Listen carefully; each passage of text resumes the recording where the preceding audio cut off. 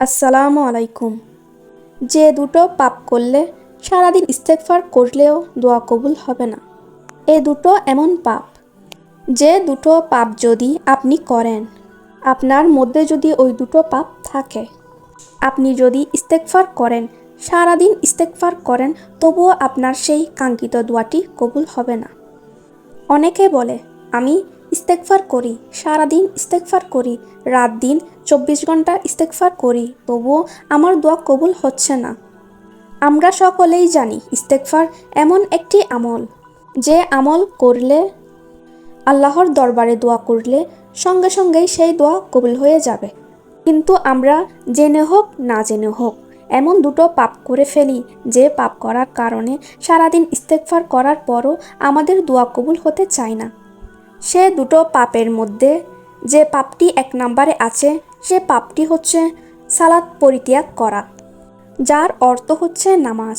আমরা যদি নামাজ না পড়ে সারাদিন ইস্তেগফার পাঠ করি, তাহলে আমাদের দোয়া কবুল হবে না। আল্লাহ সুবহানাহু তাআলা সর্বপ্রথম একজন মুসলিমের উপর যে ইবাদতটি ফরজ করেছেন, সেটা হচ্ছে সালাত বা নামাজ। একজন ব্যক্তি যদি 5 ওয়াক্ত সালাত আদায় না করে, তাহলে সেই ব্যক্তি মুমিন বা মুসলিম থাকতে পারে না।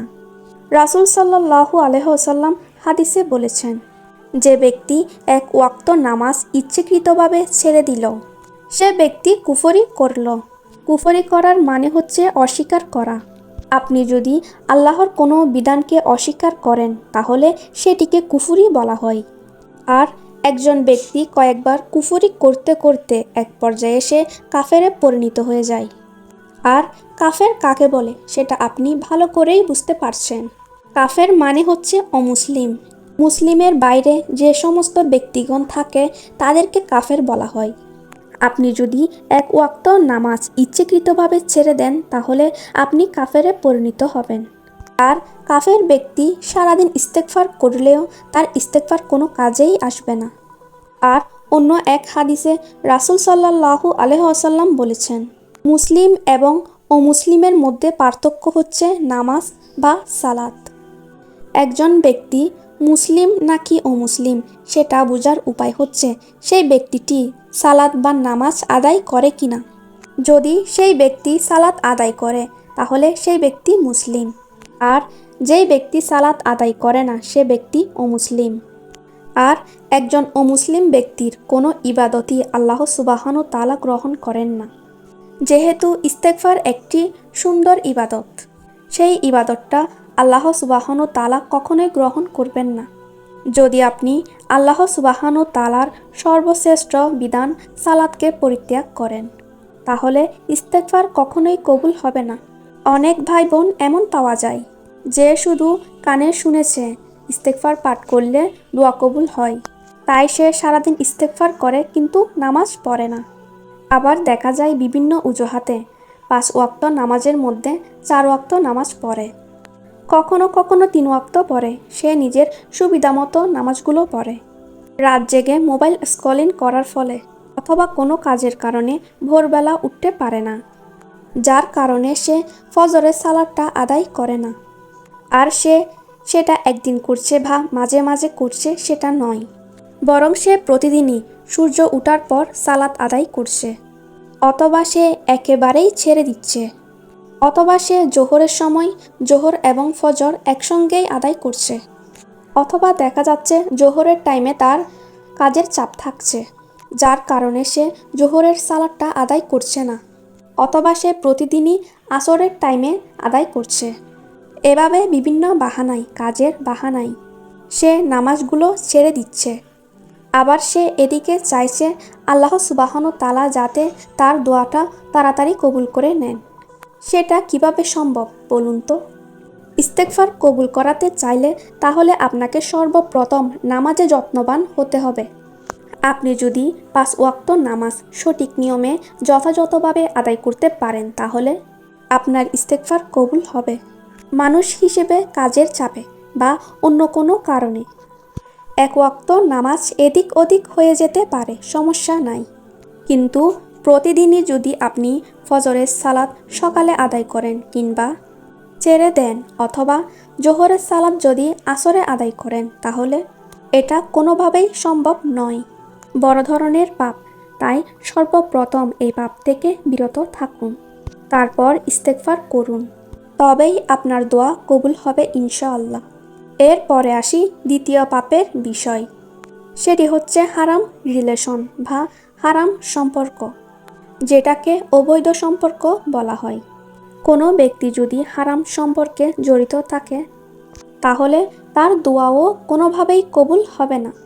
একটি হাদিসে রাসূল সাল্লাল্লাহু আলাইহি ওয়াসাল্লাম বলেছেন, দুই শ্রেণীর ব্যক্তির দোয়া তাহাজ্জুদ সালাতেও কবুল হয় না। যেখানে তাহাজ্জুদ সালাতে পুরো দুনিয়ার মানুষের দোয়া কবুল হয়, কিন্তু দুই শ্রেণীর মানুষের দোয়া কবুল করানো হয় না। সেই দুই শ্রেণী কারা জানেন? এক নাম্বার হচ্ছে ওই মহিলা, যে মহিলা জিনা করে এবং টাকা ইনকাম করে। আর দুই নাম্বার হচ্ছে যেই ব্যক্তি চাঁদাবাজি করে টাকা ইনকাম করে। তাই আপনি যদি ইস্তেগফার কবুল করাতে চান বা দোয়া কবুল করাতে চান, তাহলে প্রথমে আপনাকে 5 ওয়াক্ত সালাত টাইম মতো আদায় করতে হবে। আর দুই নাম্বারে আপনাকে হারাম সম্পর্ক থেকে বের হয়ে আসতে হবে। এই দুইটা পাপ আপনি ছেড়ে দিয়ে দেখুন, আপনার জীবনে কয়েকটা দিনের মধ্যে অনেক কিছু পরিবর্তন চলে এসেছে। আপনার নিজেকে অনেক হালকা মনে হবে, আল্লাহ তাআলার উপর আপনার ভরসা চলে আসবে। তারপর দোয়ার প্রতি আগ্রহ বাড়বে, দোয়ার প্রতি মনোযোগ বাড়বে। এক কথায় আপনার মধ্যে অনেক পরিবর্তন চলে আসবে। আপনি যতটুকু ইবাদত করবেন, ইবাদতের মজা পাবেন, স্বাদ পাবেন। এই পাপ দুটো ছেড়ে দিয়ে বেশি বেশি ইস্তেগফার করবেন, তাহাজ্জুদের সালাতে দোয়া করবেন। দেখবেন অল্প দিনের মধ্যেই আপনার সেই সমস্ত দোয়াগুলো কবুল হয়ে যাবে। যে দোয়াগুলো দীর্ঘদিন ধরে আটকে ছিল, যে দোয়াগুলো কবুল হচ্ছিল না, সেই সমস্ত দোয়াগুলো কবুল হয়ে যাবে ইনশাআল্লাহ। প্রিয় দিনী ভাই এবং বোন, পুরো পৃথিবী উল্টে গেলেও এক ওয়াক্ত ফরজ সালাত ত্যাগ করবেন না। যে পরিস্থিতিতে থাকবেন, যেখানেই থাকবেন, যখনই সালাতের সময় হবে তখনই সালাত আদায় করে নেবেন এবং সব সময় হারাম সম্পর্ক থেকে বিরত থাকবেন। আর কখনো যদি কোনো ছেলে বা মেয়েকে পছন্দ হয়, তাহলে তার সাথে হারাম সম্পর্কে না জড়িয়ে আল্লাহ সুবহানাহু তাআলার কাছে দোয়া করবেন, যাতে আল্লাহ সুবহানাহু তাআলা আপনাকে তার জীবনসঙ্গী বা জীবনসঙ্গিনী বানিয়ে দেয়। আর দোয়াটা এমনভাবে করবেন যে বলবেন, হে আল্লাহ, আমার ওই ছেলেকে পছন্দ, আমি তার সাথে হারাম সম্পর্ক করতে চাই না, কারণ তাতে আপনি অসন্তুষ্ট হবেন। তাই আমি চাই ওই ছেলে যদি আমার জন্য মঙ্গলজনক হয়, তাহলে তার সাথে আমার বিবাহের ব্যবস্থা করে দিন, আমার হালাল জীবনসঙ্গী বানিয়ে দিন। আর যদি আমার জন্য অমঙ্গলজনক হয়, তাহলে তার প্রতি মায়া বা ভালো লাগা উঠিয়ে দিন। ইয়া রব, আপনি আমার দোয়া কবুল করুন। এভাবেই আল্লাহ সুবহানাহু তাআলার কাছে দোয়া করবেন।